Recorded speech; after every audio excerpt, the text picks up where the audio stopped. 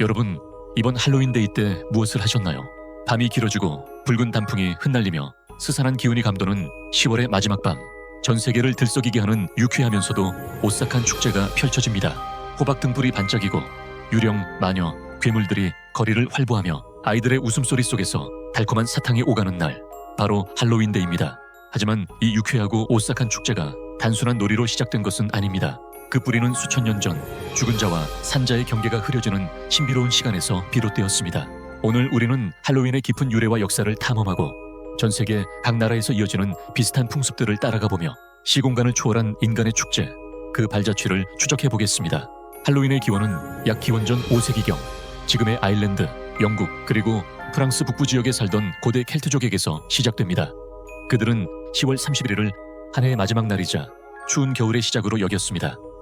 이 마지막 밤은 여름을 뜻하는 섬과 끝을 뜻하는 해인이 결합된 사윈 축제라 불렸습니다. 켈트족은 이날이 영혼의 세계와 인간 세계의 경계가 무너져 죽은 자의 영혼이 세상으로 돌아오거나 악령이 사람의 몸에 들어와 해를 끼친다고 생각했죠. 켈트족의 사제인 드루이드들은 악령을 쫓고 미래를 예언하는 의식을 주도했습니다. 이 과정에서 거대한 모닥불을 피웠는데 이 불은 악령을 태워 없애고 영혼이 길을 잃지 않도록 인도하는 역할을 했습니다. 악귀로부터 자신을 숨기기 위해 무서운 가면을 쓰고 기괴하게 분장했습니다. 이것이 바로 오늘날 코스튬 플레이의 시초가 되었습니다. 사위는 단순한 축제가 아니라 죽음과 재생을 상징하는 자연의 순환에 대한 믿음이었습니다. 시간이 흘러 기독교가 전파되면서 이 전통은 새로운 옷을 입습니다.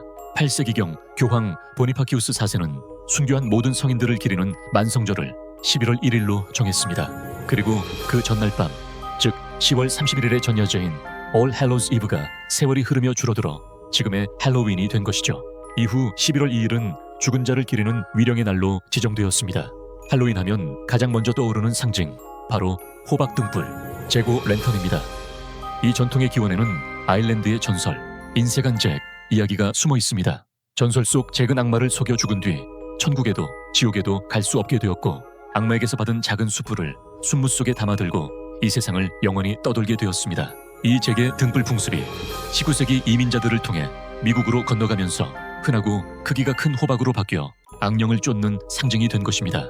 19세기 중반 아일랜드와 스코틀랜드의 이민자들이 미국으로 건너오며 이 풍습을 전했습니다. 미국에서 할로윈은 종교적 의미를 벗어나 가족과 이웃이 함께 즐기는 축제로 진화했습니다. 트릭 올 트리트는 중세 유럽의 소울링, 즉 죽은 이를 위해 기도하는 대신 음식을 받던 풍습에서 비롯됐습니다. 과자를 주지 않으면 장난칠 거예요 라는 익살스러운 위협은 이제 문화적인 놀이로 자리 잡았습니다. 하지만 영혼의 귀환을 기념하고 죽은 자를 기리거나 악령을 쫓는 풍습은 서구 문화만의 전유물이 아닙니다. 모든 문화권에는 삶과 죽음을 잇는 다리 역할을 하는 고유의 명절이 있습니다. 지금부터 각 나라의 영혼을 기리거나 악령을 쫓는 풍습을 더욱 자세히 들여다보겠습니다. 멕시코에서는 할로윈 직후인 11월 1일과 2일에 죽은 자들의 날을 기념합니다. 멕시코인들은 죽음을 슬픔이 아닌 사랑하는 이들을 다시 맞이하고 함께 즐기는 기쁨의 축제로 승화시킵니다. 이 축제의 중심은 집집마다 정성껏 차리는 제단, 오프렌다입니다. 고인의 사진, 좋아하는 음식, 테킬라, 담배는 물론 해골 모양의 설탕 공예품인 칼라페라로 장식됩니다. 특히 강렬한 주황색과 진한 향을 지닌 금잔화는 필수입니다. 멕시코인들은 이 꽃잎을 뿌려 영혼이 어둠 속에서 길을 잃지 않고 집으로 찾아올 수 있도록 인도하는 길을 만듭니다. 해골 분장의 상징인 라카트리나는 죽음 앞에서 모두가 평등하며 죽음은 삶의 끝이 아니다라는 멕시코인의 깊은 철학을 담은 문화적 아이콘입니다. 가족들은 묘지에 모여 촛불을 켜고 노래하며 산자와 죽은 자가 다시 만나는 교류의 장을 만듭니다. 대한민국 역시 조상을 추모하고 악귀를 쫓는 전통이 깊게 자리 잡고 있습니다. 1년 중 밤이 가장 긴 날인 동짓날에 행해지는 팥죽 쑥이는 대표적인 축귀 풍습입니다. 팥의 붉은색은 양을 상징하여 음의 기운을 가진 잡귀나 악귀를 물리친다고 믿었습니다. 사람들은 팥죽을 단순히 먹는 것을 넘어 집안의 대문이나 벽, 창고 등 구석구석에 뿌려 악귀를 몰아내고 새해의 애군을 막고자 했습니다. 고려와 조선시대에 걸쳐 궁중에서 행해지던 날에는 관원들이 무서운 탈을 쓰고 큰 소리를 내어 잡귀를 쫓는 의식이었습니다.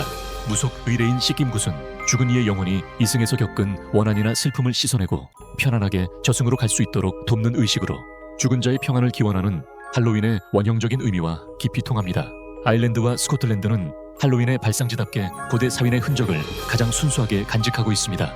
이 지역에서는 여전히 딱딱한 순무나 감자를 파서 만든 전통적인 잭-오 랜턴을 고집하는 공동체가 많습니다. 순무 랜턴은 켈트족 문화의 정체성을 상징하는 자부심이기도 합니다. 아이들이 분장하고 집집을 방문하여 간식을 받는 행위는 가이징이라고 불립니다. 아이들은 간식을 받기 전에 반드시 노래, 시, 농담과 같은 재주를 선보여야 하는 전통적인 예의가 있습니다. 할로윈 밤에는 감자, 양배추 등을 섞어 만든 전통 음식 콜케논을 먹으며 그 속에 숨겨진 반지나 동전 등으로 운세를 점치는 놀이가 이어집니다. 일본의 오본 축제는 주로 여름인 8월에 열리지만 조상의 영혼을 현세로 맞이하고 다시 저승으로 돌려보내는 의식은 할로윈과 공통의 주제를 공유합니다. 영혼이 편안하게 오고 갈 수 있도록 오이와 가지를 깎아 다리를 붙인 정령말을 제단에 올립니다.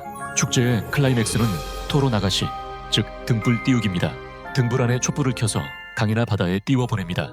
이 수많은 불빛은 조상의 영혼이 길을 잃지 않고 무사히 저승으로 돌아가도록 인도하는 역할을 합니다.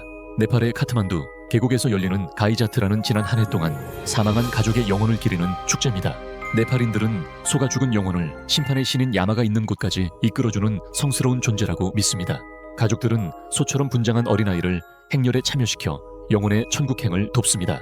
참가자들이 우스꽝스러운 가면을 쓰거나 코미디 연극을 펼치는데 이는 고인의 가족들이 큰 소리로 웃으면서 슬픔을 극복하고 죽음이 삶의 일부임을 깨닫도록 돕는 정신적 치유의식의 성격을 띠고 있습니다.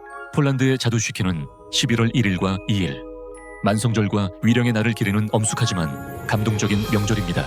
가족들은 조상의 묘지를 찾아 묘지 위에 수많은 초를 밝힙니다. 밤이 되면 묘지 전체가 촛불로 뒤덮여 환상적인 빛의 바다를 이룹니다.